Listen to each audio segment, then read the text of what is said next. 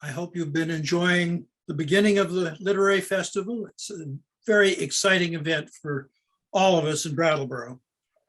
And we are delighted to participate this year, as we have every year, with our spotlight reading from Right Action, the writers group in Brattleboro, one of the writers groups anyway. And every year we have authors who have published something in the last year. And this year we have 6, and I will be introducing them one at a time.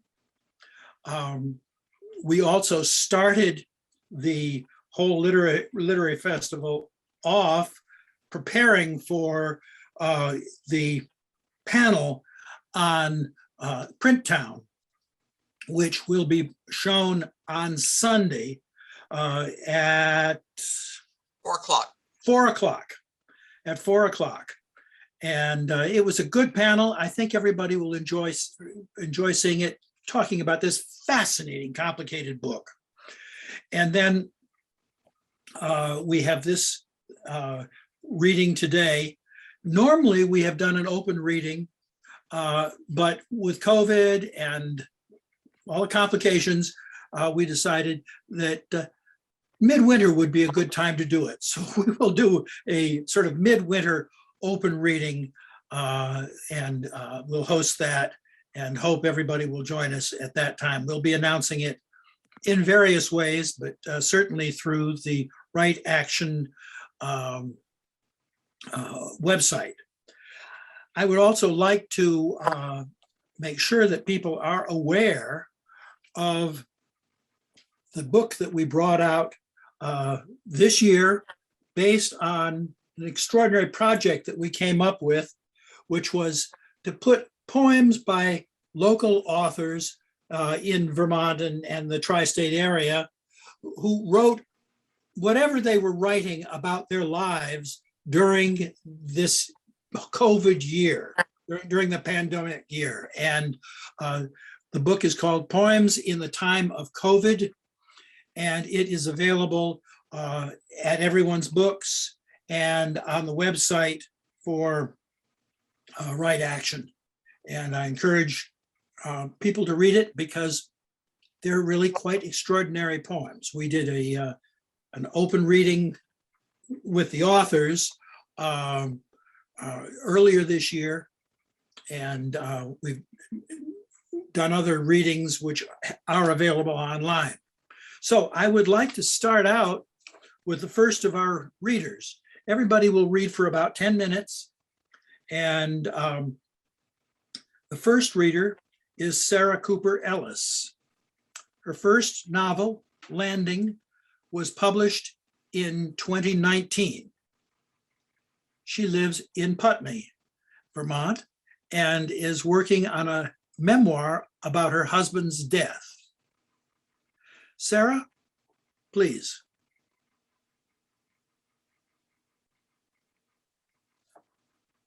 Please unmute yourself. Hello, I am so thrilled to be here with this group and at the Brattleboro Literary Festival. I live in Putney. I am a lifelong writer, but I'm really new to publishing. I've published little pieces here and there. My book, Landing, my novel, which I will be reading from first, is available at Everyone's Books, Village Bookstore in Bellows Falls. It's available online. There's an ebook now available as well from the major platforms. And you can go to my website, sarahcooperellis.com, to find out more about how to order it or from the press and so on. So the book tells the story of a late life love affair. And we're coming in early in the courtship between Meredith and Arthur. Next, they went on a kind of date to the pub.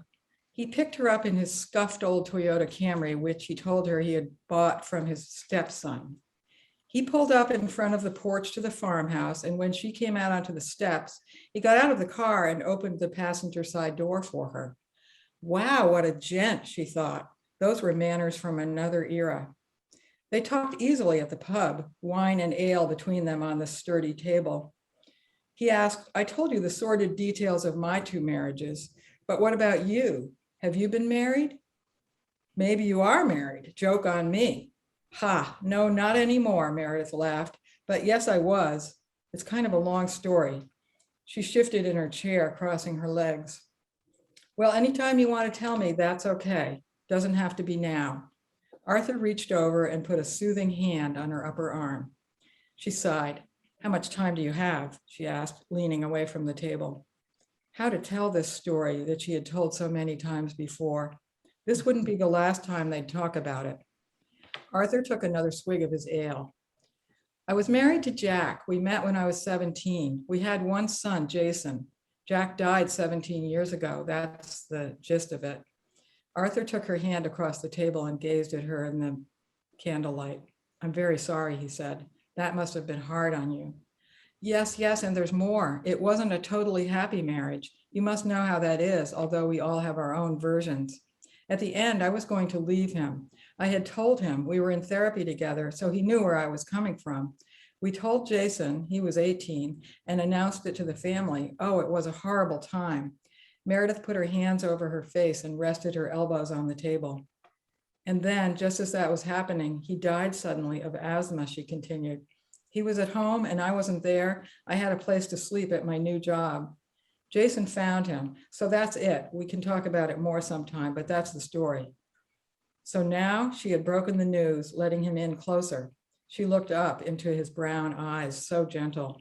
She was suddenly aware of the heavy beams overhead, the sounds of conversation around them. Would you like another glass of wine? Arthur asked. Yes, damn, please. She turned toward the bar. Arthur stood up and walked over to order another round of drinks.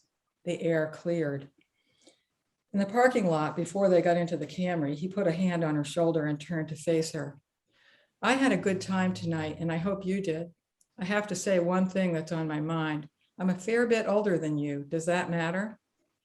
Meredith was struck by his admission. She liked his humility. She took his hand and squeezed. I don't know, she said. I guess we'll find out.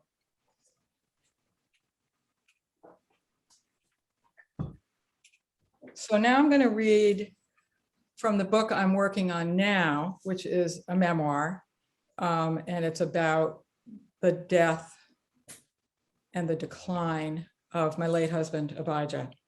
And we come in where there's something clearly wrong, but we don't know what it is.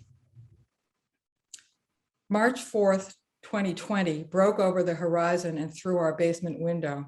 Appointment day. We'd settled on my son, Jesse, as driver. He arrived from New Jersey the night before with hand wipes and moral support. We planned to grab coffee on the way out of town, water bottles positioned by the door. Finally, we might get a diagnosis for what ailed my dear Abijah. Our hour drive north to the medical center gave us a chance to tell Jesse what this day-long appointment was about. After months of worry, I felt hope. We'd been in communication with neurology for months trying to get an earlier appointment, but my dear Abijah had fallen off the active patient roster and neurology was even busier than usual. In icy January, they still couldn't see him until March. We decided to do an abbreviated version of our usual trip to Florida. There, he had a frightening fall. I emailed an account of his advancing symptoms and then called the neurologist's office. You really should be worked up down there, the nurse said. You shouldn't travel. But amidst reports of a virus spreading from China, concerned about his declining strength, I changed our tickets to fly home to Vermont as soon as possible. The sun was bright through the car window now. It's a migraine day, I thought. First, we'll see Meg Plain, I told Jesse. She's the hotshot neurologist. In other words, she's God, Jesse said. Well, actually, her boss is God, I said. Dr. Plain led us into her office. We'd met her 3 years ago. She seemed even younger now. She wore her lab coat over her black jeans and high-top sneakers as she wheeled her stool across the slick floor. I'd just heard about an outbreak of COVID-19 at this very medical center. A resident traveled back from Europe, declined to quarantine, and went to a party instead. I eyed the quart bottles of hand sanitizer stacked on Dr. Blaine's desk. I filled in the story. Deary could not speak clearly. We'd looked up his symptoms and come up with a guess. He twitches, I said. Roll up your sleeve. He took off his fleece sweater and she saw ripples under the skin of his upper arm. Fasciculations, she said. She stood up from her stool. Let me see if my boss can do the EMG today. She rushed out of the room. I heard her sneakers squeaking as she left the room. When she came back, she told us the chief could see us at 2. She gave us a coupon for the cafeteria, but neither of us had an appetite. Fasciculations, Deary mumbled. The geriatrician at home had given him a regimen of walking, so he leaned into his cane while I gripped his other arm, and we slowly made laps around the 4th floor. The chief of neurology wore an examining robe with tiny buttons down the back and slits up the sides, more like a Roman toga than standard issue hospital wear. With his glossy mane of gray curls, he did look the part of God. God skipped the small talk, and he told my Deary to undress and get up on the table. Deary looked so fragile. He'd lost 40 pounds in the last year. Suddenly, a woman joined us, apparently to help arrange a network of wires attached to a computer on wheels. She pranced back and forth in thigh-high boots over leopard-patterned leggings. I shifted from side to side on my plastic chair. From what did those boots protect her, I wondered. The doctor leaned over my frail sweetheart's veined feet, adjusting probes and watching a screen. He shook his head. I watched zigzag lines sizzle across the screen. The doctor asked Deary to stick out his tongue and inserted the tip of a metal probe. Finally, they removed the wires and the cotton blanket. We'll wait until Meg is free to explain the results, the chief said. We were alone in the cold room. My Deary tried to sit up on the exam table in his frayed t-shirt and baggy underpants. I came across to embrace him, noticing a trickle of blood running down his cheek. My poor Deary, did it hurt very much? He laid his head on my shoulder and slid off the table, his weight supported by my arms. This was when I heard finality toll. Would they have used the freighted acronym ALS if I hadn't bluntly put it to them? All the nerve pathways they tested were affected, they said. They had known already, of course, the probes and readouts on the screen merely confirming. They knew when they watched the rippling twitches under the mottled white skin of Deary's arms, when they watched the uncontrolled activity of his tongue and felt the weak pushback of his bent fingers against their well-muscled palms. Can you give me the juice? Deary mumbled. I'm doing death with dignity. She put him off. You don't have to do the MRI. Go home, Dr. Plain said. Here, she pushed a giant bottle of Purell into my hands. There were no plans for follow-up, I noticed. On the way back, I texted my friend Deborah. March 4th was her birthday. National Pun Day, my love called it. I remembered the last time we'd been together, Deborah gently coaxing tiny Parkinson-ravaged Mama toward her. Up, up, Mama, come on.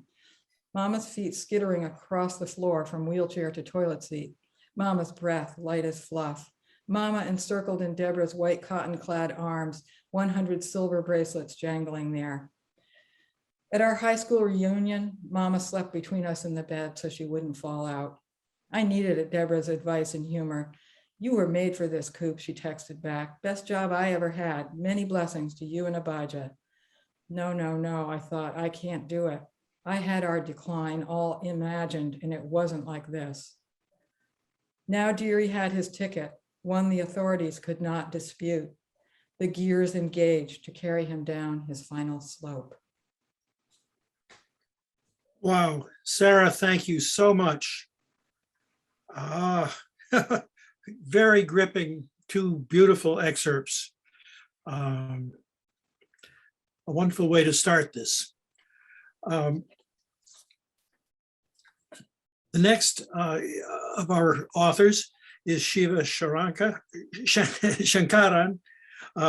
who grew up in New York City, in the New York City area, and has been living in Brattleboro since 1993.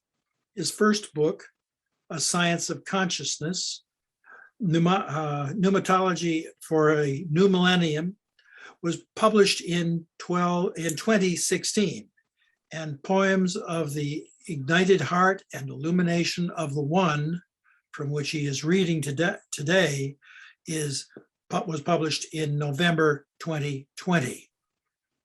Shiva, please. Thank you, Andy. As the title suggests, Pneumatology for New Millennium, it is actually a theology of Holy Spirit, but in the context of how we are trying to understand consciousness today. So there is both ancient wisdom and modern science that support one another. And this book, Poems of the Ignited Heart, is a series of 54 sonnets that relate consciousness and mental health. And it's followed by Illumination of the One, which is a sequel to A Science of Consciousness that focuses more specifically on intrinsic unity as a state of consciousness and a living reality.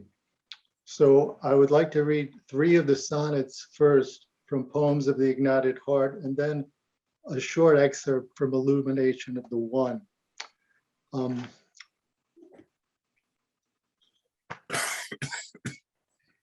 So, to begin, tapering off of effexor, these sonnets do have titles. Walking a tightrope for someone with deep depression must be a harrowing experience. The abyss is dark, cold, and has no bottom. The slightest slip and the black wholeness is all engulfing, as the deep is seen as death and annihilation.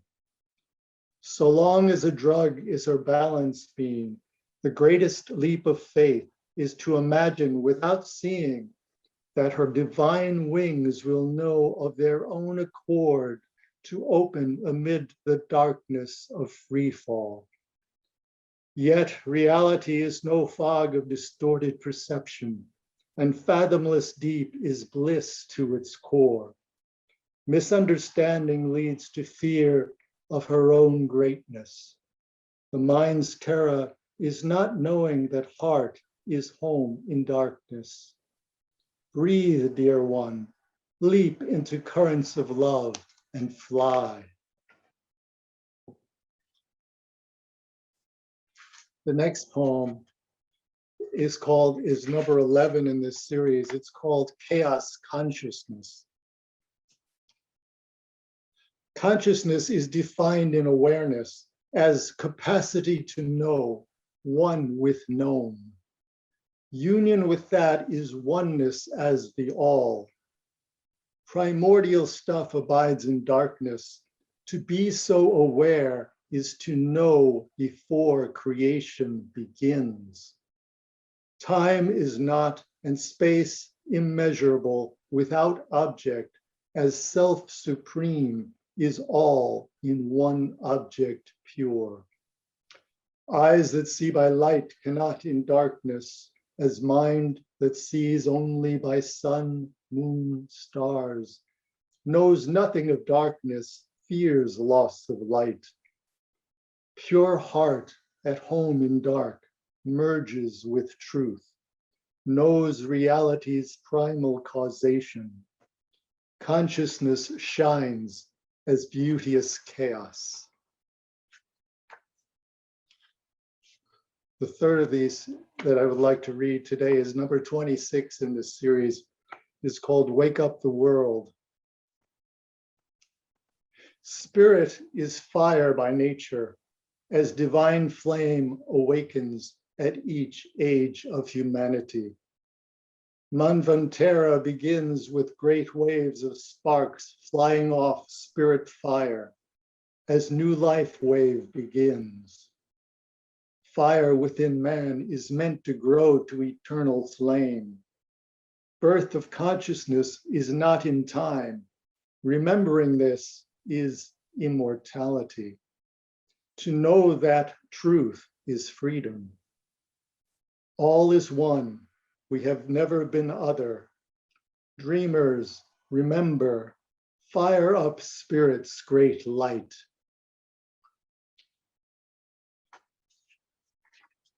Now, this last short passage I would like to read is from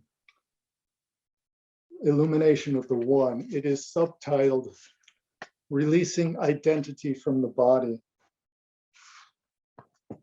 This identification with the thought of I is the first and primal confusion and misunderstanding of the self. As soon as a person believes themselves to be the thought rather than the higher reality that originates that thought, all manner of misidentification is enabled to follow. The concept of I am now emerges for us to fill in the blank.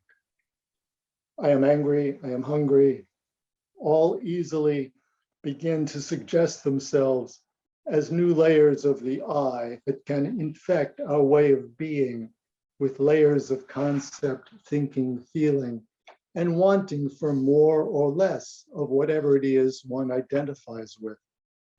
It is not that these thoughts are bad, they are not, but rather the loss of the true self within these thoughts becomes a critical problem. As this infestation of misidentification spreads, its next area to move into is the physical body. Now I becomes the body as well. The identification with the body quickly becomes even more condensed, crystallized, and concrete than that of thoughts. As the body is material, now the identity enters the realm of dense and subtle matter. Here too, true self becomes even further lost within the belief that I am this body. Now the self is subject to whims, changes and uncertainties of the material world, changes in the weather, changes in circumstances of living arrangements and health, or aging impact who we are in ways that can shake us to our core. These now create problems that spirit in its genuine essence is never subjected to. To be sure, all of these are part of our common learning experiences on the earth plane. Yet the time has come to release ourselves from this bondage collectively and return to the dignity of our true status of spirit living in the world, having a physical experience of creation from that context. To be certain, the physical body is part of what we are as consciousness.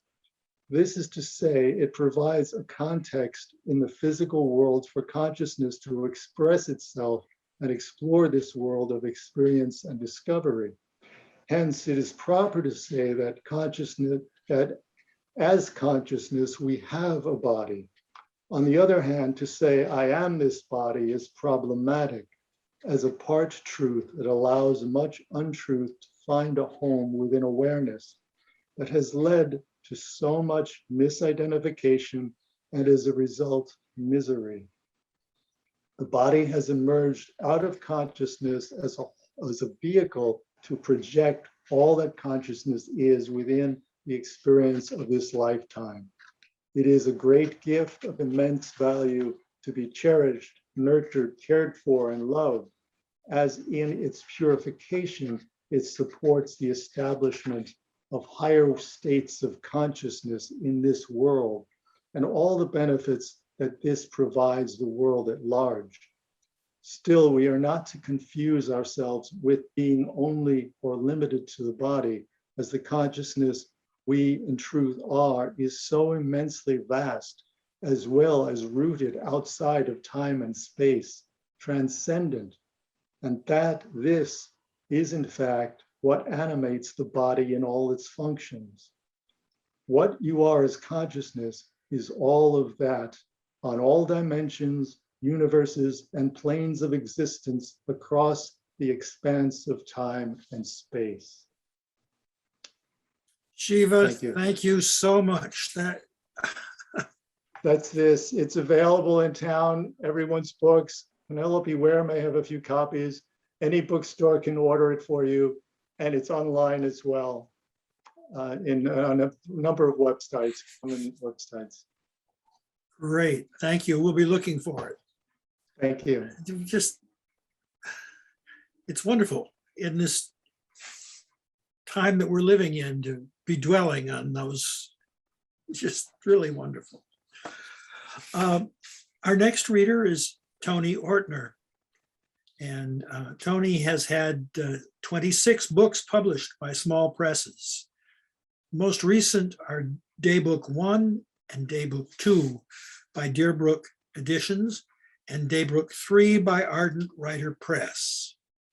Blue Lyrics is scheduled for publication by Adelaide Books in December of this year. And Toni is the Vice President of Right Action, our dear friend and stalwart of Right Action and so many of the good literary things that have been going on in the greater Brattleboro area and in Putney. Toni, thank you for being here. Please. Very, very much, Andy. I'd like to welcome everyone and thank you for taking the time on a lovely fall Saturday to join us. I'd like to tell you a little bit about myself before sharing some of my work with you. I started writing at the age of, I guess, about 6 in order to make sense of what to me was chaos. The world seemed to me very inexplicable and very chaotic.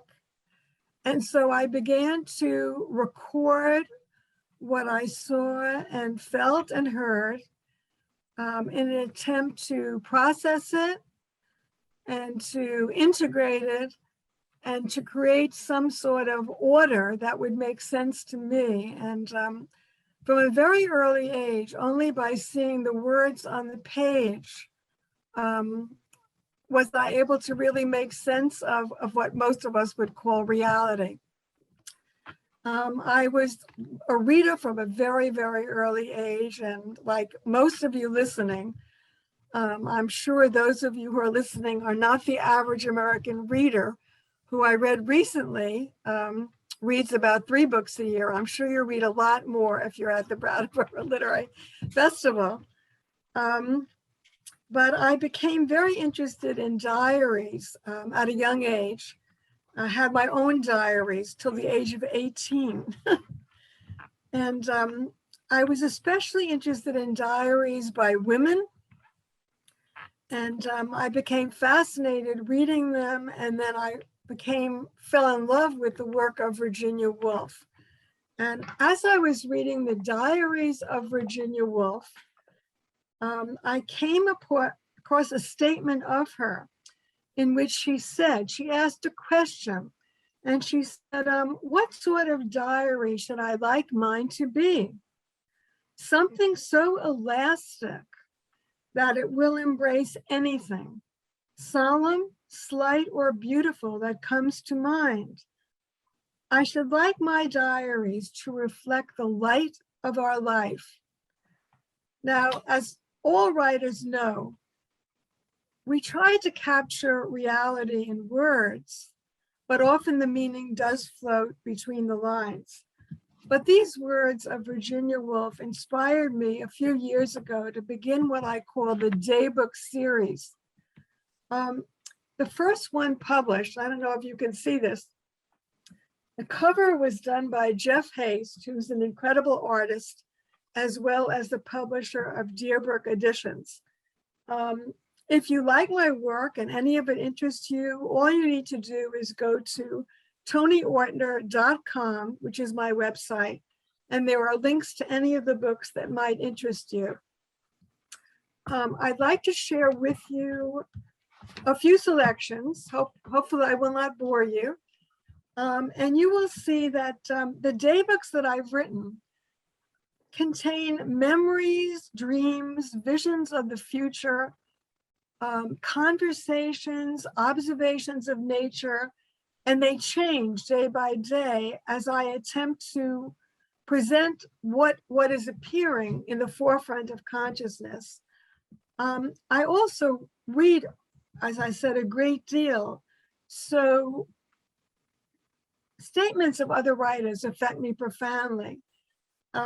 This is a statement by T. Eliot, who said, "These fragments I have shored against my runes," and that inspired a poem of mine about a death. And here it is. The hot cup of coffee you brought to my bed, how you said the dead are always with us if we listen to the voices in our heads, how in spite of the depth of the wound you never cried, the dark into which I fly, the light in your eyes. And again, this comes from Daybook 1. I'd like to read you some excerpts next. They're all dated from, this is Daybook 2, also by Deerbrook Editions. And again, the cover by Jeff Haste, who is the artist as well as the publisher of the series. It's called The Year 2050, and it's a very frightening vision of the future, which I had in a dream. Withered leaves and scorching sun, brittle stems, the water wars have begun. At the start of the dry season, we assumed it would end. We heard thunder, but rain did not come. We became so desperate, we did rain dances and chanted, and nothing worked. We knelt in the dirt and prayed to the gods to let the water run again. Then we blamed the government. What had we done? How had we sinned so that water would not run? Our bellies became bloated and our throats parched. We had wrinkled skin and then convulsions. No flowers in the vase became a joke when there were no more nuts, vegetables, grains, or fruit. Dead goats, cattle, and sheep lay piled in heaps. The earth split into fissures. Streams trickled over rocks and stopped. Water tanks gurgled and spit sand. We did not understand. The next poem was written in 2016, and it's called There Was a Time. There was a time, I won't say when, we believed that words were swords.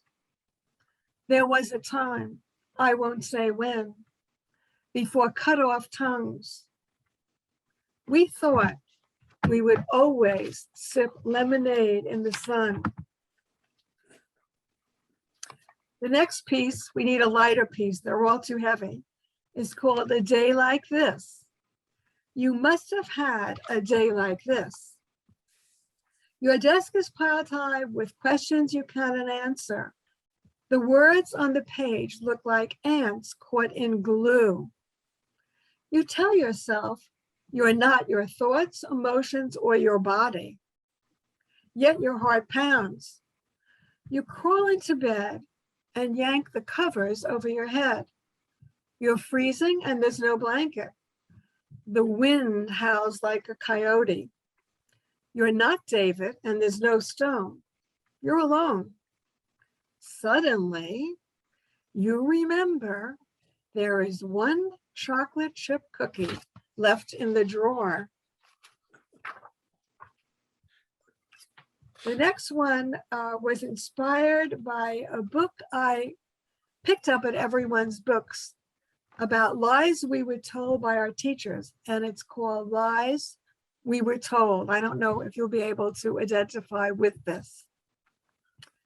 Tonto and the Lone Ranger, Aunt Jemima, the war to end all wars, Chiquita Banana, Dick and Jane, a cloudless sky, a sun that never sets.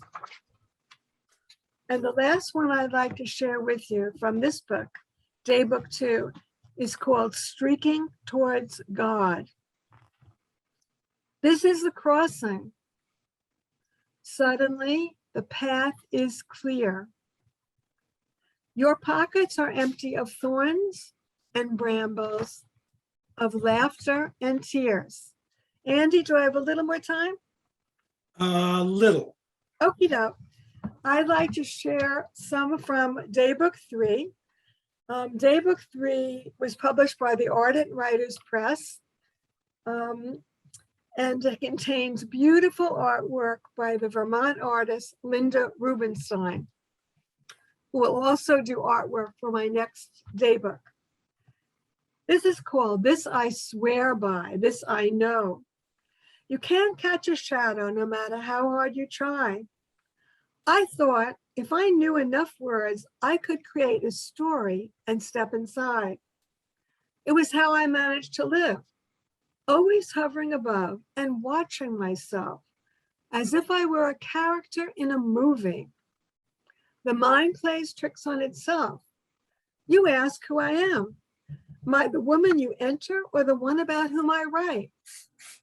I could say not all spaces can be either seen or entered. Things vanish in an instant and they catch you unawares. You wonder if you imagined something that was never even there. Memory is strange. You rearrange the scene and remove objects. You forget what people said. You make a different ending. You spend your entire life telling stories to yourself. Andy, do I have time for one more? I think not. I think we better move on, Toni, Okay. but thank you so Okay. much. Thank you Very very, nicely very read. much. Thank you, all my readers and listeners. I hope you enjoy the rest of the festival. Next, we have Lynne Valente. She writes from her home in Marlborough, Vermont. She was formerly a Spanish teacher at Leland and Gray in Townsend. Lynn's poems and translations have appeared in Longhouse, Jam Today, Chrysalis, 50/50, Poems by Women Over 50, Birch Song, Poetry Centered in Vermont, Translation Review, and other small press publications. Please, Lynn. Thank you. Thank you for being here. Thanks to Right Action for including me. I'd like to read 4 poems from my chapbook entitled The Possible Pleasures, which will appear later this fall from Finishing Line Press of Georgetown, Kentucky. It will be available from their website, finishinglinepress.com, and also from Amazon.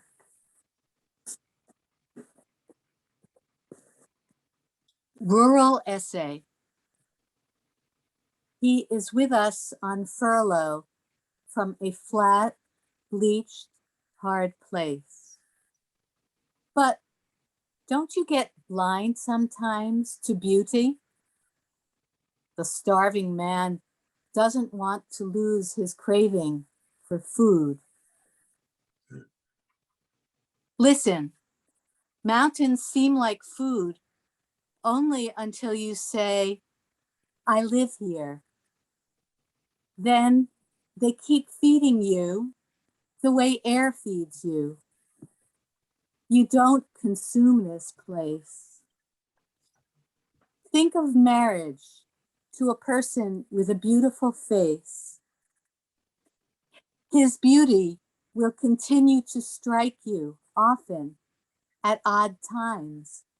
But if you're to have a life together, you can't stand around and gape in wonder more than a few hundred times a day. Thank you. Lady Slipper. The best way to love her is leave her alone. The head flies apart if you sigh, but even you, may not take this shoe. and search the world for a perfect fit. She is already chosen to walk alone, to occupy the long green throne. If you care, leave her. Don't say where you've seen her. Nice. Thank you. Woodcutter's Autumn. Geese above, barking like dogs, open the gate to our dark fence and let in some thoughts we put away for good. Of summer, that tourist who took off fast in his big car and never paid taxes. We'll be paying now. Who let in these thoughts? From carrying them home, my arms will ache all winter.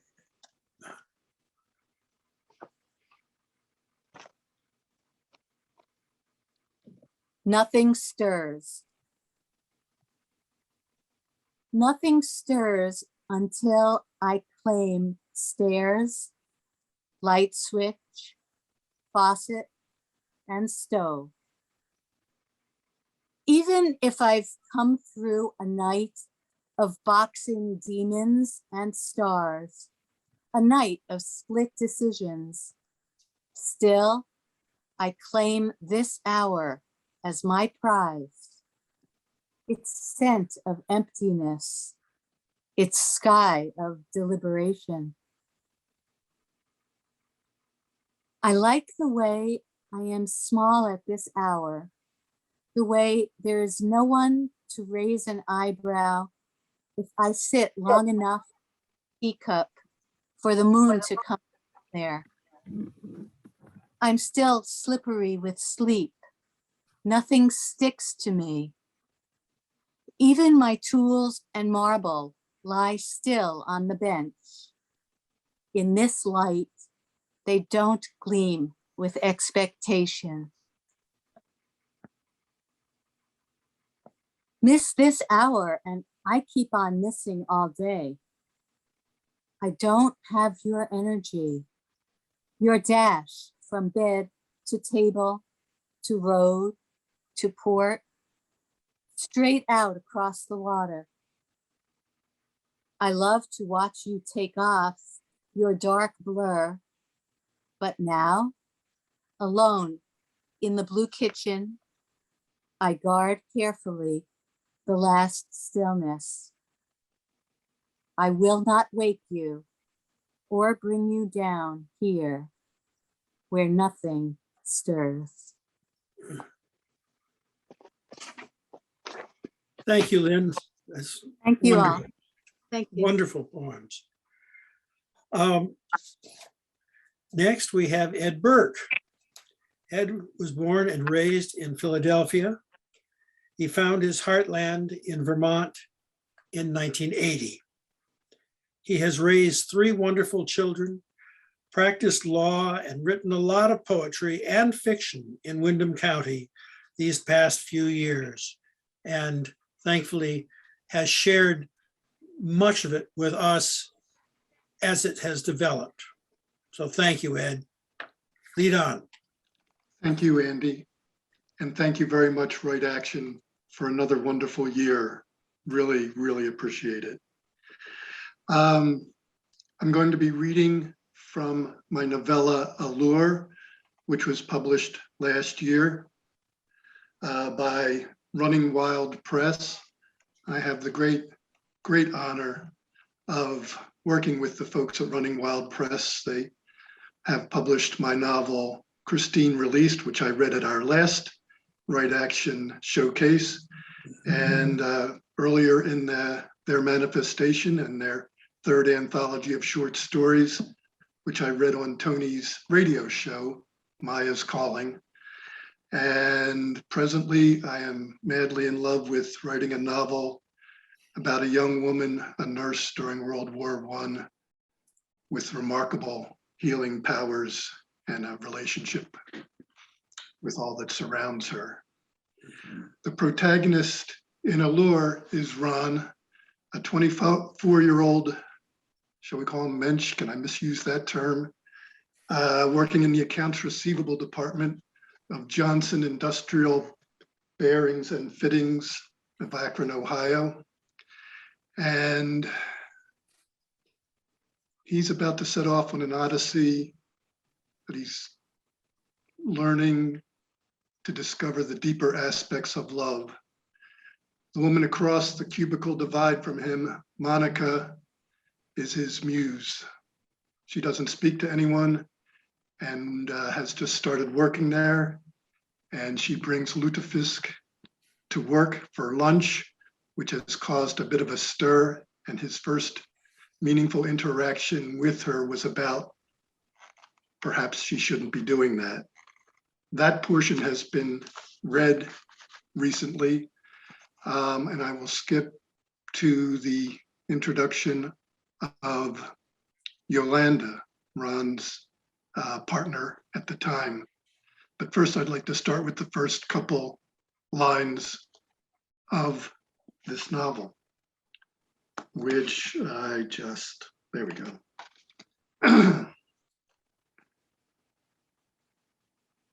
Monica swam like a long black fish, sinuous through dark still water. When I met her, I swam like a brown trout, striving to find my place in a rushing stream, or so it seemed.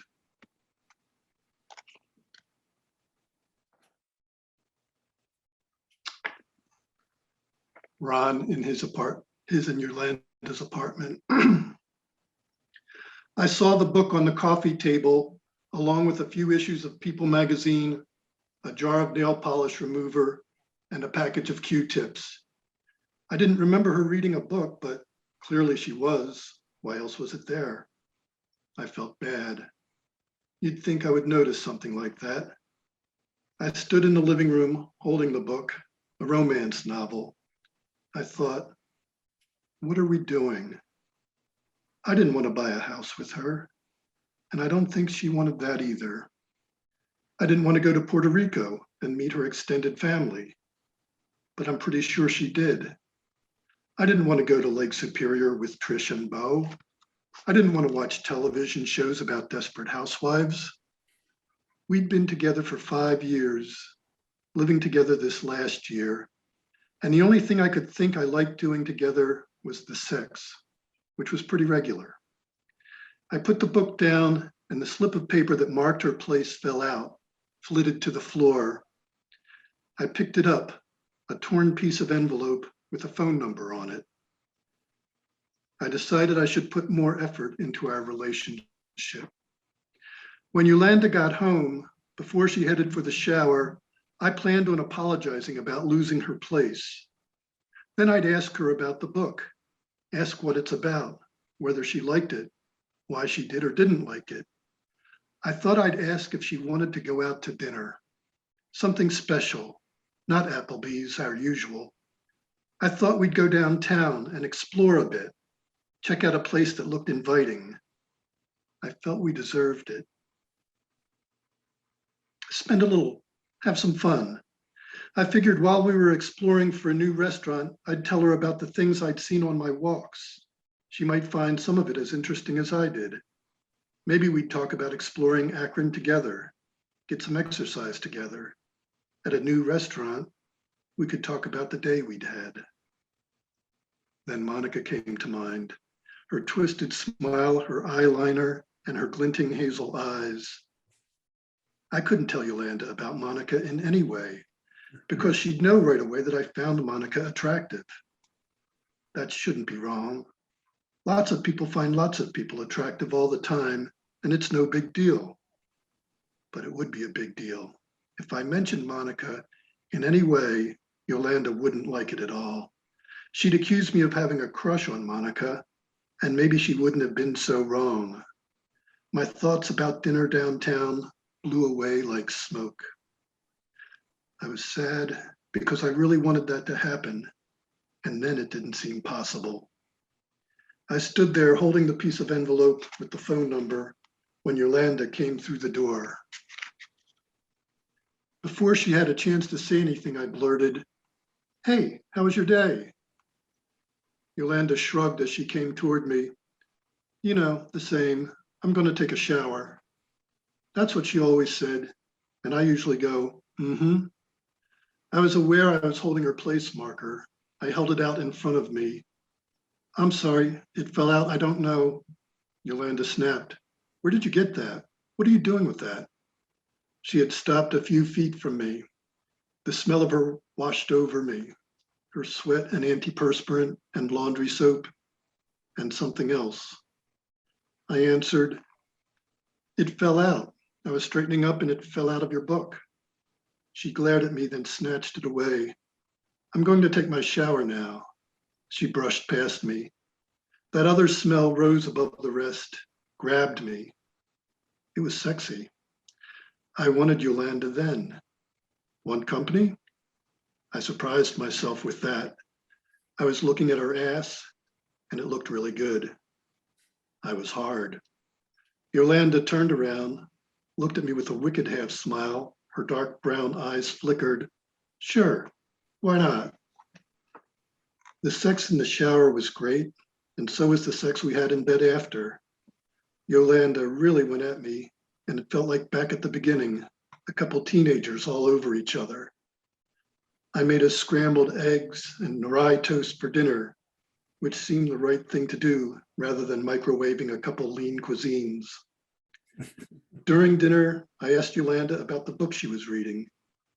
She told me it was the story of a woman who works on some estate, being pursued by the wealthy owner who could promise her riches and social status, and by one of the other servants who could promise her love. And lots of kids, Yolanda added. Did she want kids? She was 23, the only one of her siblings who didn't have kids, and she wasn't getting any younger. I told her the book sounded interesting, even though it didn't. She must have known how it was going to end, so why bother reading it? I guess it's about the fantasy. After dinner, we didn't turn on the television.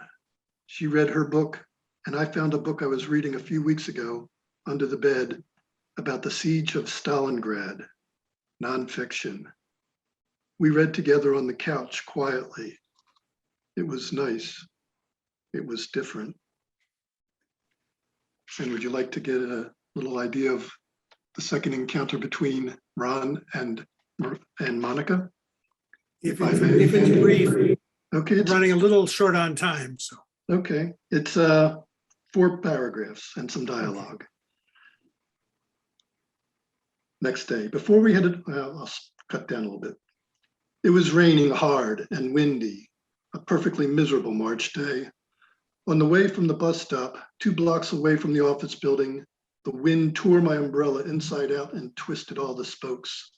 I threw it in the nearest trash can and got soaked as I walked the remaining distance. I was standing at the elevator, dripping wet, waiting for the door to open when I heard, "No lutefisk today." My heart swung open like a caged door.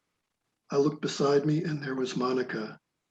The trash bag / rain slicker didn't appear to be working very well because the shoulders of her jeans jacket were deep wet blue. Her eyeliner smeared down her cheeks and her blue Kool-Aid dye ran down her trash bag / rain slicker. She said, "You're soaked." I laughed. "You want to tell me you're not?" She smiled more broadly. "No." I wanted to wipe the rain off her cheeks. I wanted to touch her face. I wanted to feel her smile. I didn't. The elevator door opened and we got on with 2 other people. After the doors shut and we started to move, Monica said, "This is ridiculous. I can't sit in these soaking wet clothes all day. I'm going to call in sick." "Want to call in sick?" Her eyes shined. My guts jumped around like a squirrel and my mouth went ash dry. I couldn't. How could I? These weren't real questions and I didn't have real answers. Like a squirrel wouldn't be able to tell you why it jumps around like crazy. She was still looking at me.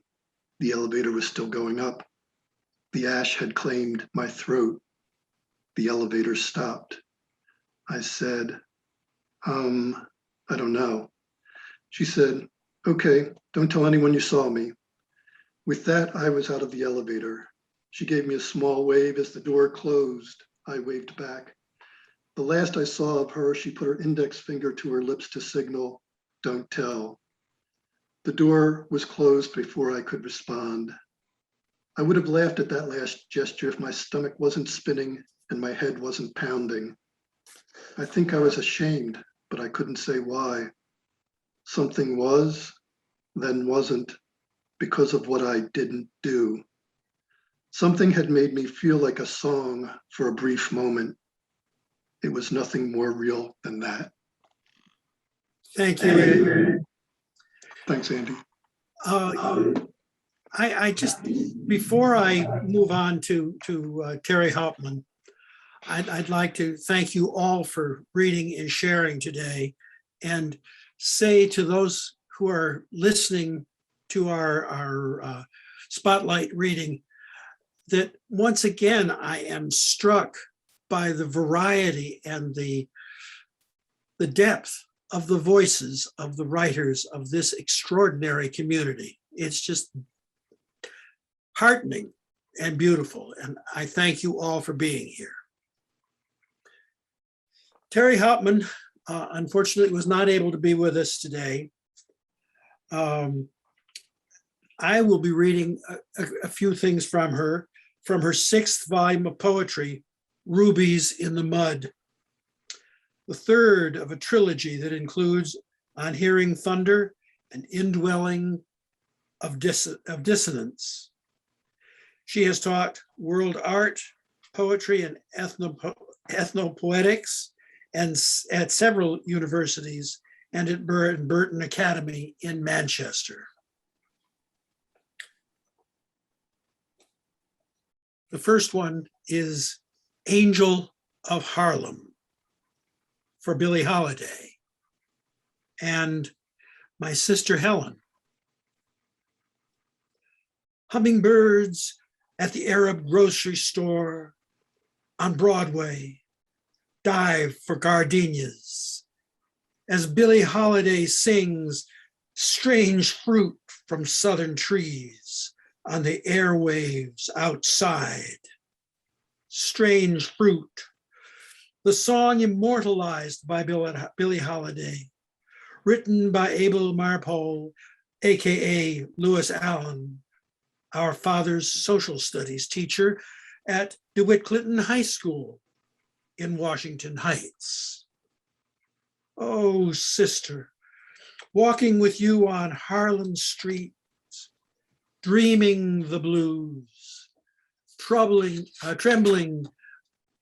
in the zigzag paths of Grandma Ray's fortune-telling winds, singing of the dead and the living through the Kabbalah flamed incantations, remembering when you rose up at Sweetwater's and Small's Paradise, fluting the bones, eating black beans and rice at Flor de Mayo and Floraditas, with Billie Holiday, the angel of Harlem, at the center of the world.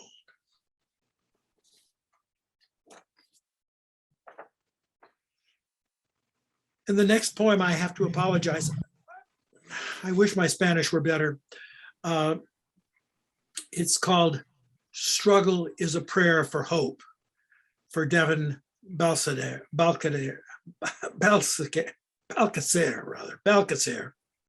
Then it starts with a quatrain of from Lorca.